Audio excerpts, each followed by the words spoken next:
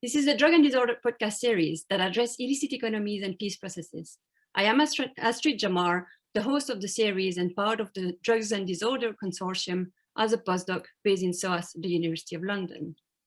Through those different episodes, I'm inviting my colleagues to share their expertise based on their rich research experience in borderlands in Afghanistan, Colombia, and Myanmar.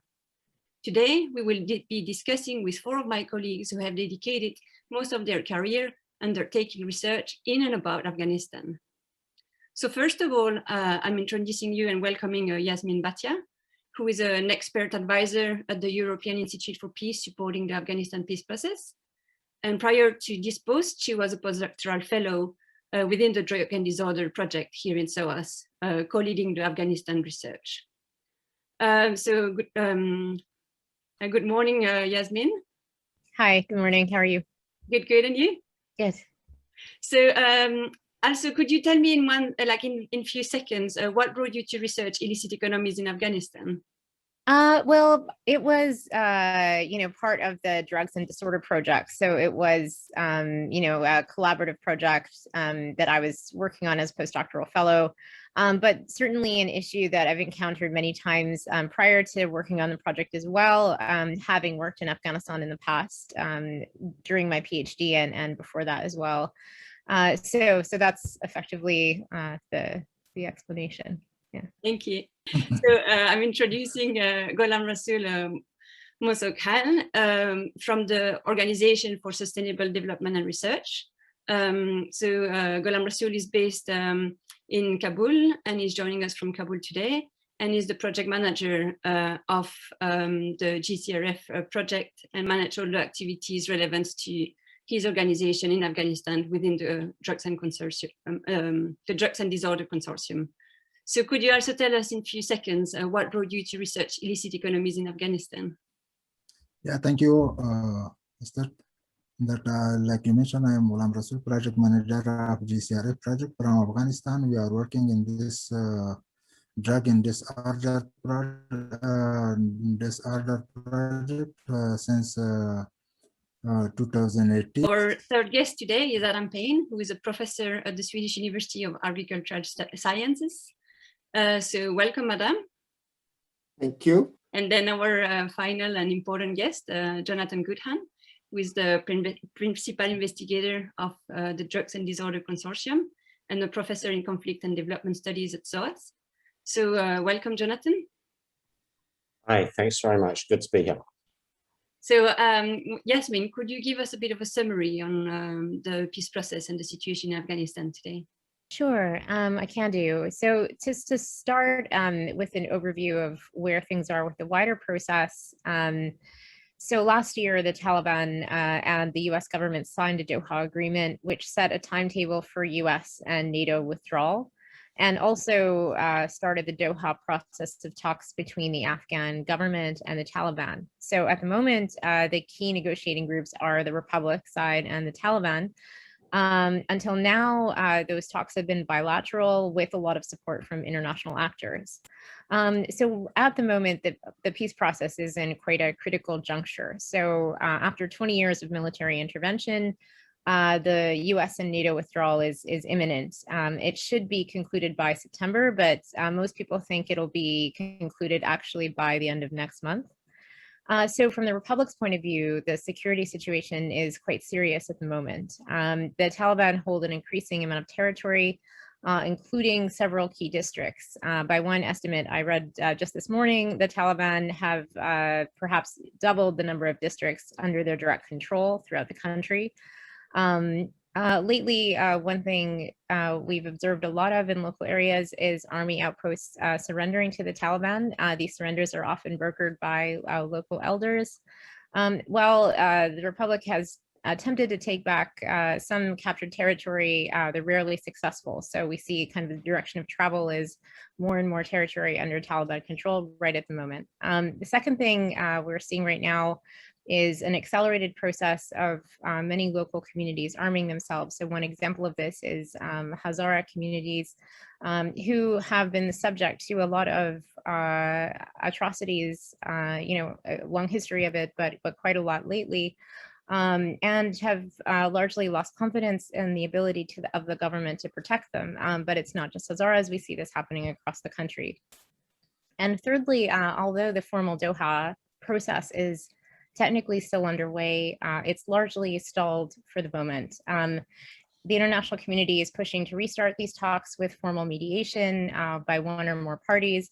But for the moment, particularly the Taliban seem to believe that their interests are best advanced through military pressure. So the rhetoric tends to be quite uncompromising. There's a widespread belief that they've won, and therefore there's no reason to make significant concessions. So I'll stop there and we can continue. Thank you. So anyway, the first question is for you. So we want to hear more for you. So could you give us a bit more indication on what are some of the power dynamics between negotiating parties, and how have those power constellations affected the approach to illicit economies within the formal peace process? Sure. So I think there are several levels of power that are significant. So as I've already described, I think between the negotiating parties, the Republic is in an increasingly weak position vis-a-vis the Taliban, and that's exacerbated by the US NATO withdrawal that's imminent, over the next month or two.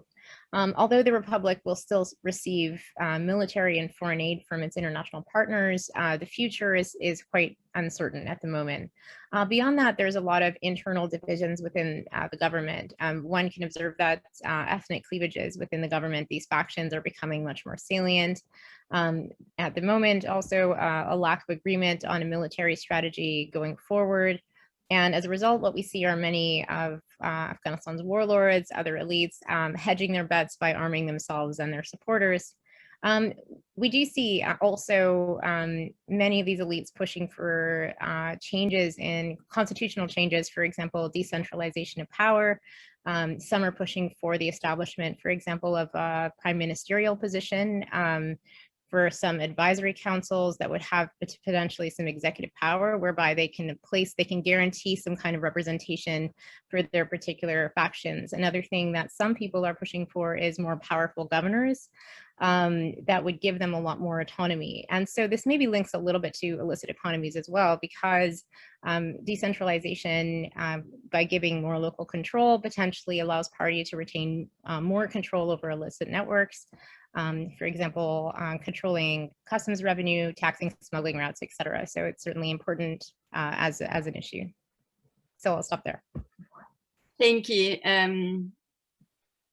So has anyone of you had something to add or to comment to the situation on the power constellation between the different negotiating parties?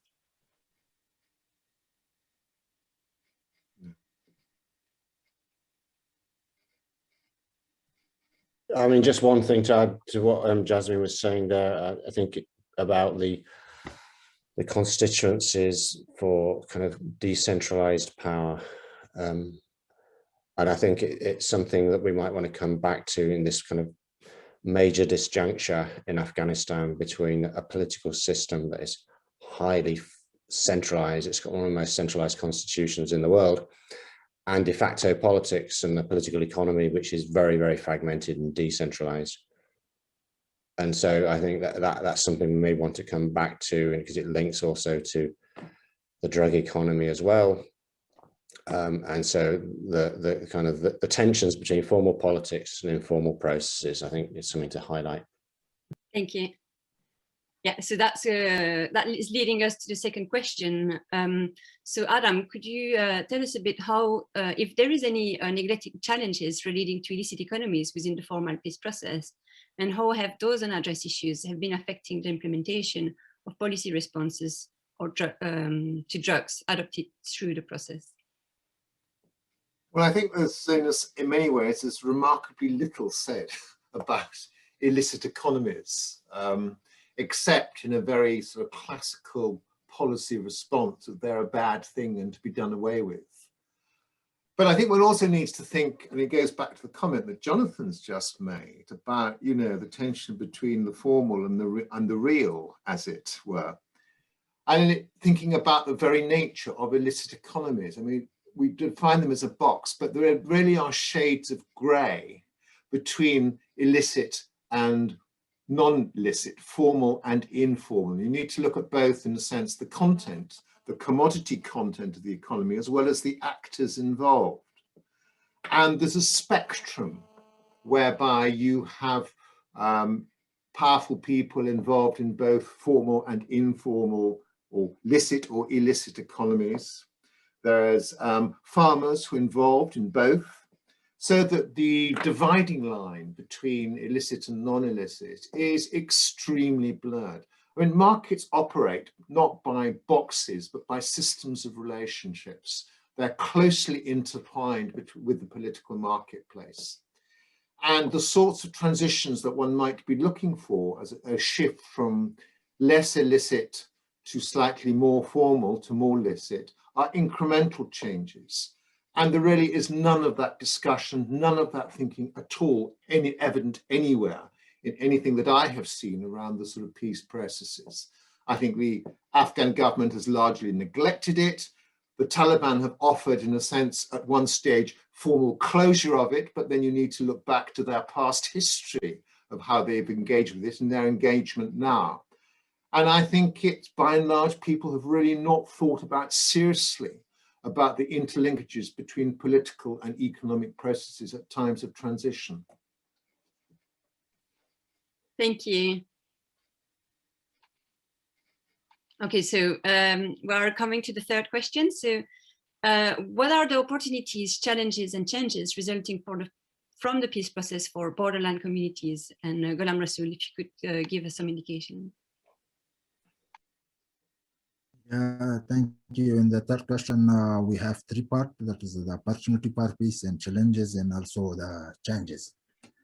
And first, we will discuss regarding the opportunity. Yeah, in the borderland, according to our experience based in our research in last 3 years and 4 years, and there is some opportunity for pieces available in the borderland area of Afghanistan. Like in the first is the tribal structure are much important because that is tribal area, and the area have the elders and maliks and the tribal leaders in there. Mostly they are want to support the peace, and also they want to support the government, and this is the main opportunity for that. And the big challenges for the peace is the presence of the illicit economy or drug transportation, the drug trafficking and drug production, and also presence of the militia. And because they have a lot of benefit from this illicit economy, and if there is a peace, and they will lose their income, and this is a big challenges for the government and also for peace. And the changes is a lot of changes that is in the area will happen. In the first, in the challenges we have the presence of the opposite group of the government in the border area, and always they're not ready for peace, and they also have some benefit from this illicit economy, and they are sharing, they have connection with the militia people as well.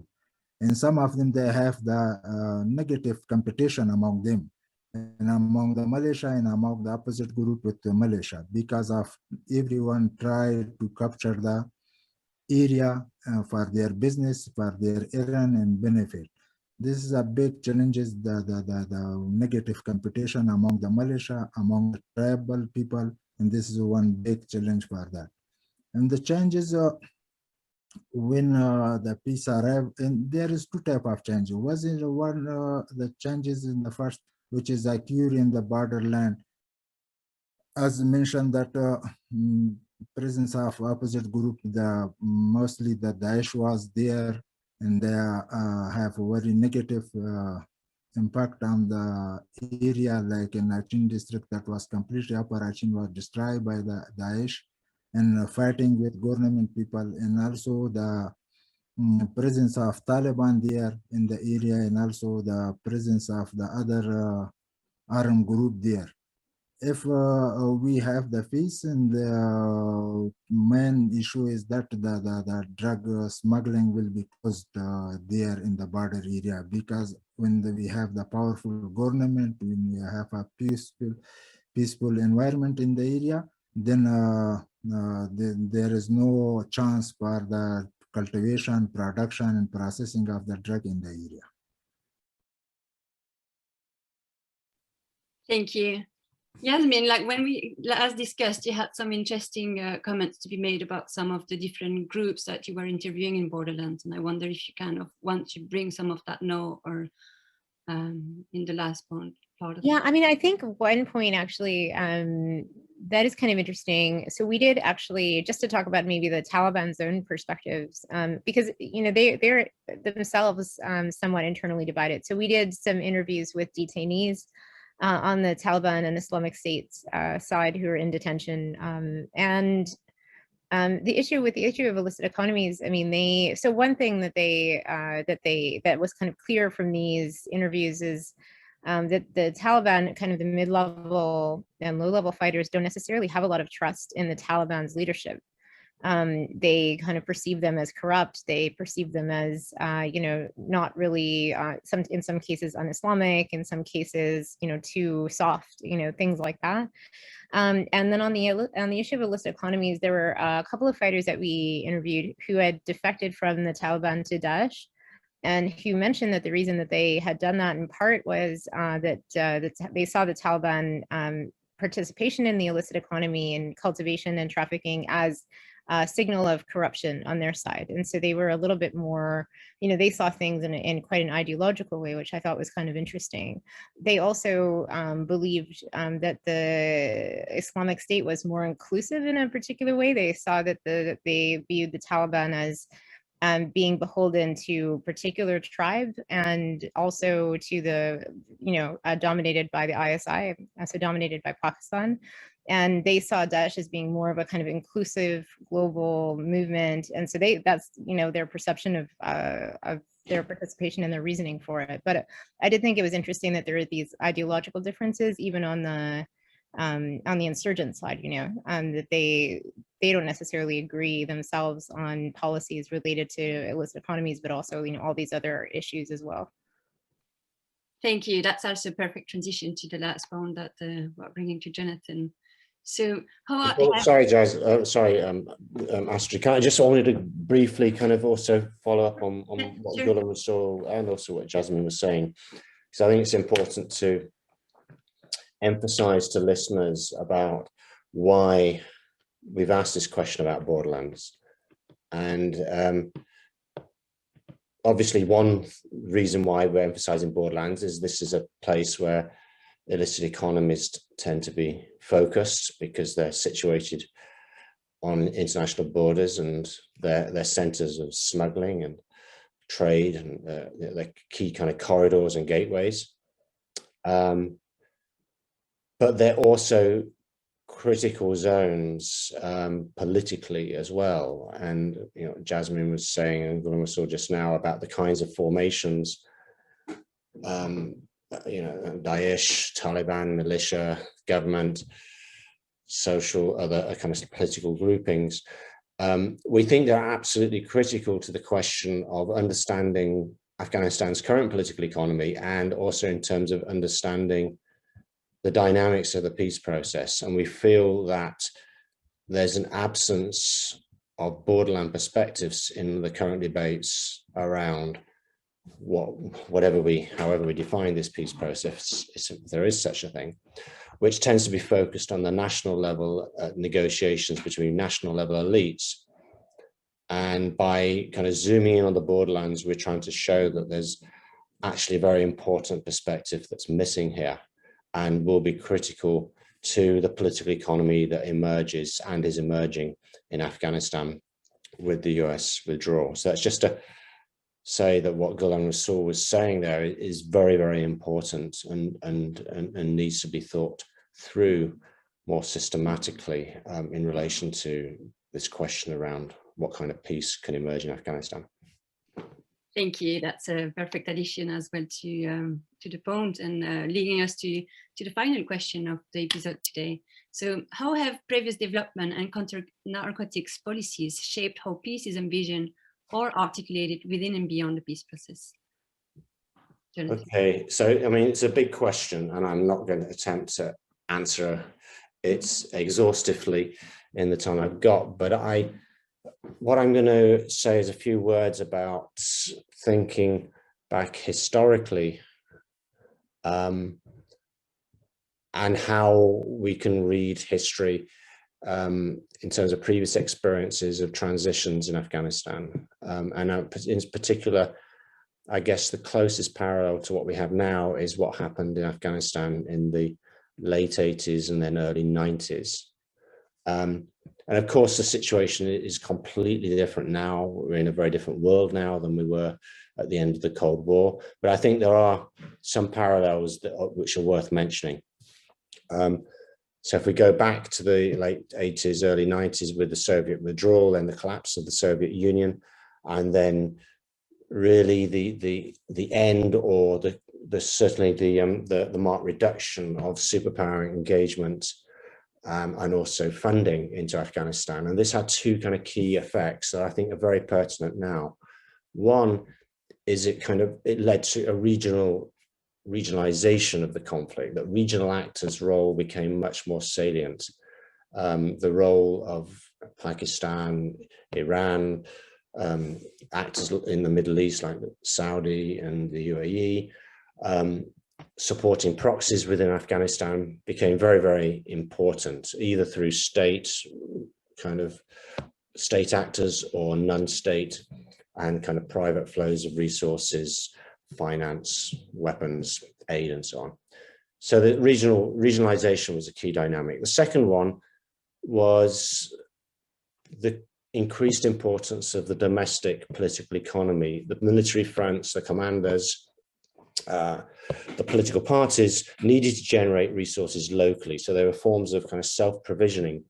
So the shift from the dependence on external flows from superpower funding to the war economy through local taxation, the cross-border trade, the growth of the drug economy, forms of kind of forcible extraction and banditry. These became key to funding military fronts and militia networks and so on. And ultimately, we saw the collapse of the states, the Najibullah government, and a decline into kind of spoils politics, and a very volatile and regionalized war economy emerged. And in this context, kind of mediating an end to the conflict became very, very difficult. You had multiple players, transnational conflict, and you had sets of incentives which were not amenable to kind of traditional carrot and stick kind of approaches of mediation. And I think that this situation talks to some of the phenomena that are going on today, some of the kind of structural characteristics of today's context. Highly internationalized intervention over the last 20 years have created a rentier state. I've already mentioned about a political system that's highly centralized, and yet actual politics and the economy is highly fragmented. And it's a political economy that has become kind of dependent on the coercive capacity and on the financial flows of external actors. And interesting analysis around this political economy have argued that in many ways it's less of a kind of a Manichean struggle between opposing forces than a system in which political elites have an interest in maintaining a durable disorder, and so they can extract rents from this political system. And so when you get a situation where there's a reduction of that coercive capacity and reduction of the external resource flows, you have very strong pressures for this return to spoils politics and political fragmentation. And you see now, at the current moment, the kinds of things that Jasmine was talking about in the way that the Taliban are taking over districts. And so there's a jostling for position to control that domestic political economy. The self-provisioning that I talked about in the early 1990s, controlling key districts, which are kind of maybe border districts or areas where there are kind of trading corridors or choke points. So I think there are some, and we also see this kind of regionalization process that I referred to, with regional actors becoming more salient. The role of Iran and Pakistan will be absolutely key. So I think there's some kind of at least warning signs about what happened in the 1990s, not exactly copying what is going to happen now, but there are some dynamics that seem to at least echo with that period. And it certainly looks quite bleak in terms of the implications for mediating peace. Thank you. So I was wondering if Adam or Ghulam Rasool want to add something, and if your own research encourage you to see how different groups envision peace as well as a result of those two strands of policies. So the narcotic policies and the peace policies. Or Yasmina as well, if you want to contribute. Or add anything, like if you want to comment and expand the conversation from the points that Jonathan and I highlighted as well. Yeah, I mean, if I can just add on a little bit to what Jonathan said, I think, you know, he's spot on about the kind of self-provisioning that's going on right now and the kind of control of domestic political economy. And I think that's one of the things that's going to make mediating this conflict. I mean, as I mentioned, you know, there's kind of this push for external mediation in the peace process, but I don't think, you know, it's not clear to me really how that's going to change fundamentally the dynamics of the conflict on the ground. And, you know, so to me, it feels a little bit at the moment, and of course things can always change, you know, this is just the perspective that I have, that, you know, adding in mediation, it may help, you know, just interpersonal or resolve some of those issues. It may resolve certain blockages, but it doesn't really change the fundamentals of what's happening. And I think that's what makes this such a difficult conflict to mediate and ultimately to resolve. So, so I agree also that at the moment it's looking quite bleak. If I could add, I mean, if you put it all together, I mean, we're entering a new era of extreme uncertainty at many levels. I mean, there's conflict, but there's also drought and there's also COVID. And the consequences of that for, you know, poor rural people is they have to find some means of surviving in that context.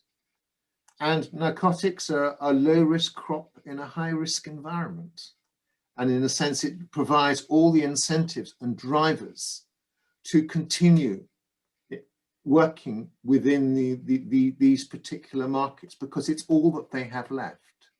So I think this broader condition of, you know, radical uncertainty that is emerging, extreme precarity of rural populations, is going to be a key driver on rural economies, and particularly on the opium dimension. And just to kind of follow up on what Adam just said, I mean, that the latest UNODC World Drug Report shows there's been a 37% increase in land allocated to opium production in Afghanistan.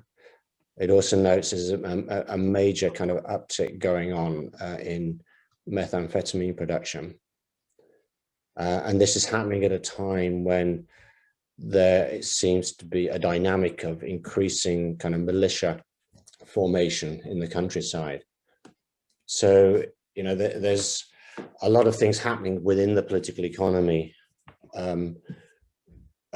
which certainly kind of not amenable to some kind of set piece peace process. I just wonder, I mean, I invite Ghulam Rasool, if you anything to add on those things that we see in the countryside now that are going on around drugs and militia formation and so on.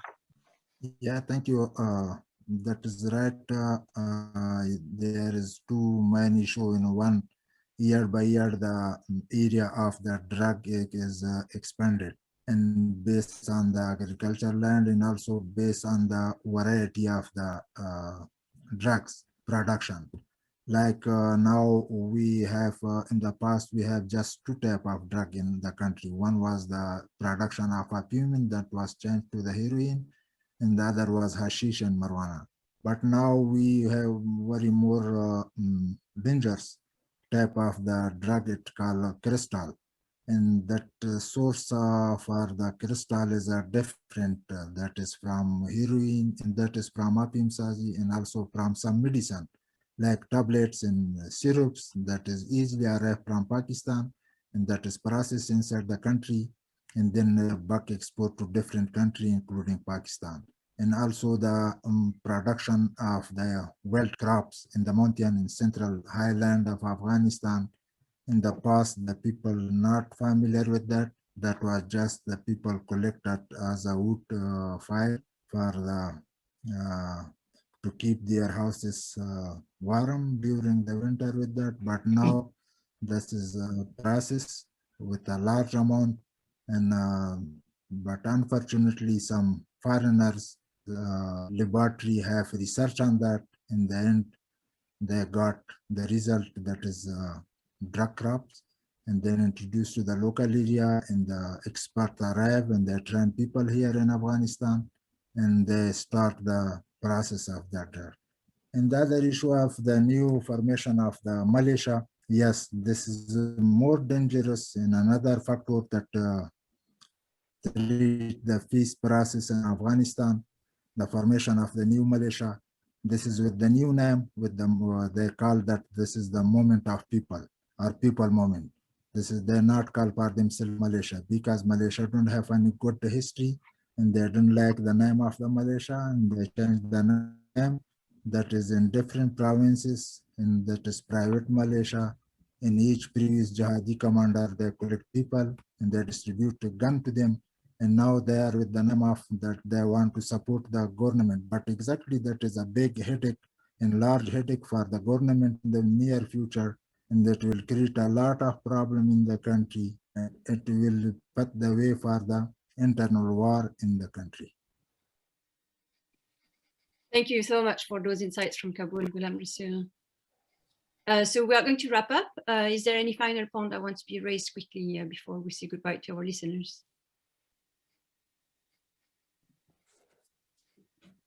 Well, I think we